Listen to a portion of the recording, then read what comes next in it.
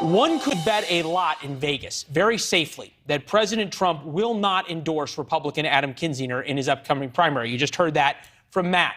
The six-term congressman voted to impeach Mr. Trump and now sits on the January 6th commission. He now faces a primary challenge, that is Kinzinger, from Catalina Lauf. Today, she picked up an endorsement from sitting Congressman and Trump loyalist Madison Cawthorn. Here is the tweet itself. Proud to endorse a true American fighter today, Catalina Lauf is an America First political outsider who refuses to bow the knee to the radical left. It's time for lions to rise. And with that, we bring in pro-Trump candidate, former member of the Trump administration, Catalina Lauf. Nice to see you. We appreciate it. You worked in the Trump administration. Obviously, you'd won his endorsement, I would assume. Have you talked to the former president about it? You know, the team is well aware of our race, especially as today it was made a lot of media headlines, and his endorsement still remains the most valuable currency in Republican politics, and certainly in a primary like the one that we are going up against Adam Kinzinger. Looking in terms of what Kinzinger has, he has some structural advantages in that he is sitting member of Congress, and he's certainly gotten a lot of media attention from the left as well, because he is now seen as this person who is willing to be, and this is be their words, not mine, more reasonable. And these are pictures of him from yesterday on the January 6th commission, hugging some of the officers who were involved as well. But here's the structural numbers. Kinzinger fundraising numbers, second quarter, 806,000 campaign donations, 3.1 million saved, 349,000 from individuals, 456,000 from committees, 806,000 in campaign donations. Those are impressive. How do you go up against that? Well, first and foremost, the way that this has been built in terms of the establishment, the swamp, it's built to preserve incumbents like Adam Kinzinger. But unfortunate to his campaign is that he has not had any infrastructure here on the ground. Since his first election a couple terms ago, he has not had a team. He did not have infrastructure. The only reason why he keeps winning is because he's never been challenged before. And this is the first time that he is being challenged by a formidable candidate in our campaign. We've raised over $250,000. We're heading into posting big numbers this next quarter. And we have, most importantly, the support of the people on the ground. These are people that supported President Trump.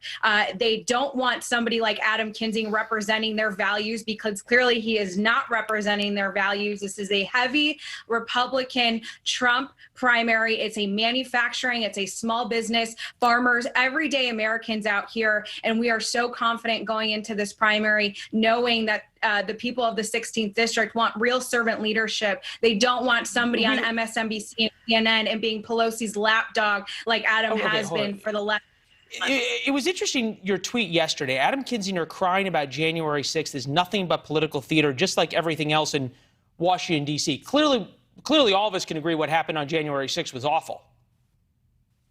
Absolutely. Okay. And I don't think any Republican has ever said that it wasn't, and anybody that did commit a crime should be held accountable. That's been very firm. Okay. But more importantly is that it was theatrics. The way that he did talk about. So this is an attack against him, not in terms of the process. It's an attack against him, and it is an attack against the completely partisan process that Nancy Pelosi wanted in this commission. If she truly wanted it bipartisan, why didn't she have real conservative representation like Congressman Jim Banks, like Congressman Jim Jordan? People asking very tough questions to get down to the bottom of what happened. Yes. That was not what we saw. We saw a complete soap opera with Adam Kinzinger ready to win an Emmy for a daytime. We don't need to rehash yesterday. We had this conversation yesterday. Asked some of the very same questions you did in terms of how do you have a bipartisan commission? How do you have Republican buy-in on a report clearly from a partisan commission? Last question for you going forward here, and this picks up on what Matt was talking about. Obviously, a President Trump endorsement would be huge for you in this race. Pretty safe to say he's not going to endorse Adam Kinzinger. How important would that be in the general, and do you worry that you'd have an effect almost like the Georgia Senate, where it would help you a lot in the primary, but it could hurt you in the general? Like I mentioned before, having his endorsement is an honor, and it is still the most valuable currency today in Republican politics. But I think to also Matt's point on the race in Texas, it all comes down to the candidate and electability. I'm fortunate enough to have a lot of people, a lot of different supporters from all different demographics and diverse backgrounds support us. It depends on how much work you do, how good your team is, and how much you're able to compete and the messaging. And I'm fortunate and confident enough that we have everything that it takes to not only win this primary, but also a general election. Catalina, we appreciate you being here, and we're going to have you back. Thank you. Thank you. Great conversation.